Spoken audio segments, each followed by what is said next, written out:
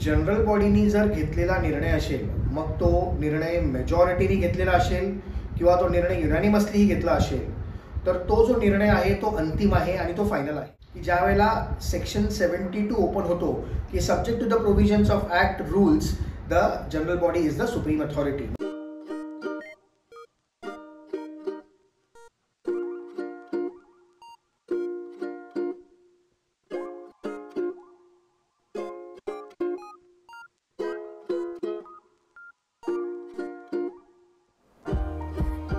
नमस्कार, मी Bhaskar Mhatre, secretary Navi Mumbai cooperative housing federation.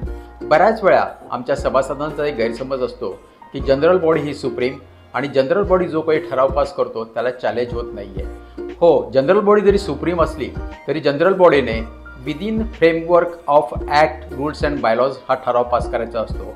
नुकताच मुंबई हायकोर्टाने एक जजमेंट दिली आणि ती जजमेंट ॲडव्होकेट श्रीप्रसाद परब सरांनी ती रिप्रेझेंट केली होती आणि त्या जजमेंटबद्दलच संपूर्ण माहिती देण्यासाठी आज आपण ॲडव्होकेट परब सरांना इथे आमंत्रित केलेलं आहे. तरी मी ॲडव्होकेट परब सरांना विनंती करतो की त्यांनी त्या जजमेंटबद्दलची संपूर्ण माहिती आमच्या श्रोत्यांना द्यावी. धन्यवाद म्हात्रे सर.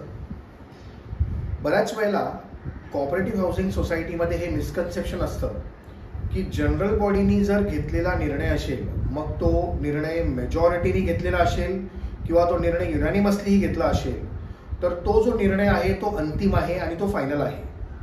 आणि बऱ्याच ठिकाणी अशा मेजॉरिटीच्या निर्णयावरती मग एक्झाम्पल्स आपण घेऊया की रिडेव्हलपमेंटमध्ये ट्रान्सपरन्सी आणि फेअर प्ले मेंटेन नाही केला जातो, म्हणजे डिरेक्टली डेव्हलपरला अपॉइंटमेंट करणं, किंवा जे नॉन ऑक्युपन्सी चार्जेस आहेत, आपण जे लिव्ह अँड लायसन्समध्ये नॉन ऑक्युपन्सी चार्जेस घेतो ते एक्झॉर्बिटंट घेणं, ट्रान्सफर प्रीमियम ज्या वेळेला सेल परचेस होतो तो एक्झॉर्बिटंट घेणं आणि मग सांगणं की जनरल बॉडीने मान्य केलेला हा ट्रान्सफर प्रीमियम आहे, किंवा लिव्ह अँड लायसन्समध्ये ज्या वेळेला फ्लॅट दिले जातात त्यामध्ये काही रेस्ट्रिक्शन्स आणणं, म्हणजे पर्टिक्युलरली ह्या प्रकारचे म्हणजे बॅचलर्सवर रेस्ट्रिक्शन आणणं, अशा प्रकारचे काही नियमावली बनवणं, ह्या सगळ्या जनरल बॉडीच्या आधारावरती मॅनेजिंग कमिटी सांगतं की हे आम्ही जनरल बॉडीने रेझोल्युशन पास केलेलं आहे.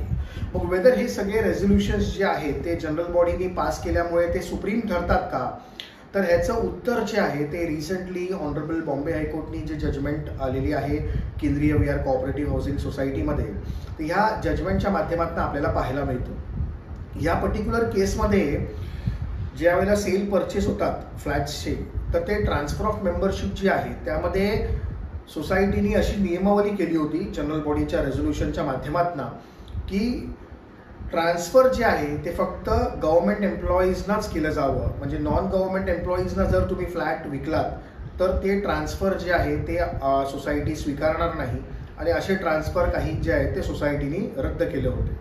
हाच विषय खाली डेप्युटी रजिस्ट्रार जॉईंट रजिस्ट्रारकडनं ज्या वेळेला ऑनरेबल बॉम्बे हायकोर्टपर्यंत आला त्यावेळेला ऑनरेबल बॉम्बे हायकोर्टनी असं निर्देश दिलेले आहेत की अशा प्रकारचे कुठलेही रेस्ट्रिक्शन्स बंधनं जी आहेत ती जी आहे ती इल्लिगल आहेत आणि अशा माध्यमातून कुठल्याही प्रकारची संस्था जी आहे ते मेंबरशिप ट्रान्सफरवरती रेस्ट्रिक्शन आणू शकत नाही.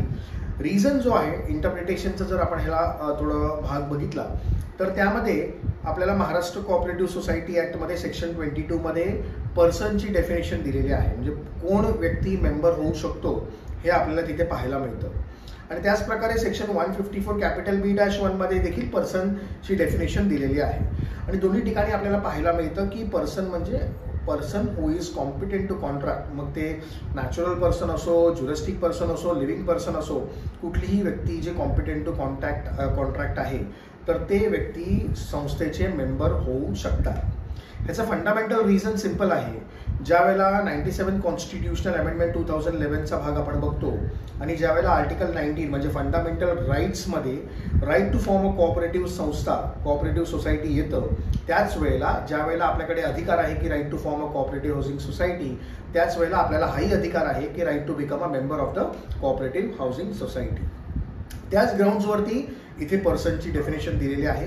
आणि त्याचप्रमाणे सेक्शन 23 मध्ये ओपन मेंबरशिपचा कन्सेप्ट आहे. ओपन मेंबरशिप म्हणजे विदाउट सफिशियंट कॉस्ट तुम्ही कुठल्याही व्यक्तीला रिस्ट्रेन करू शकत नाही संस्थेचा मेंबर होण्यापासून. तर ह्या प्रकारे सेक्शन 22 सेक्शन 23 जो आहे तो कव्हर होतो.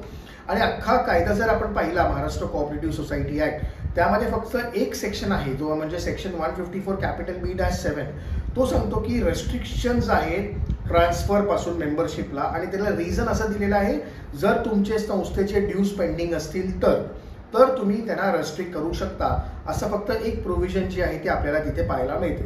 बाकी इतर जी आहे ती ओपन मेंबरशिपचा कॉन्सेप्ट जो आहे तो स्टील ओपन आहे.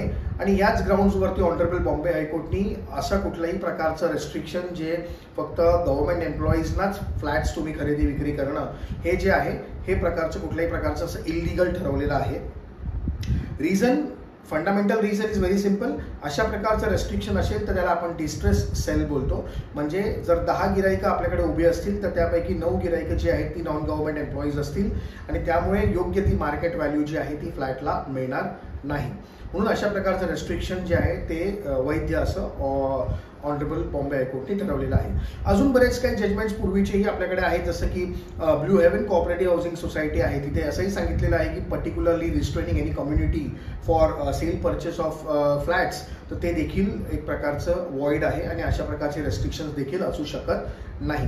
तर ह्या सर्व माध्यमातून आपल्याला हेच कळतं की ज्या वेळेला सेक्शन 72 ओपन होतो की subject to the provisions of act rules the general body is the supreme authority. म्हणजे काय, तर जनरल बॉडीला ऍक्ट आणि रूल्सच्या 4 कॉर्नर्समध्ये ट्रॅव्हल करायचं आहे आणि त्या ऍक्ट आणि रूल्सच्या प्रोव्हिजनच्या अनुषंगानेच जनरल बॉडीने कामकाज करून त्याप्रमाणे निर्णय घ्यायचा आहे. हेच सेक्शन 72चं आणि ह्या सर्व जजमेंटचं सारांश आहे.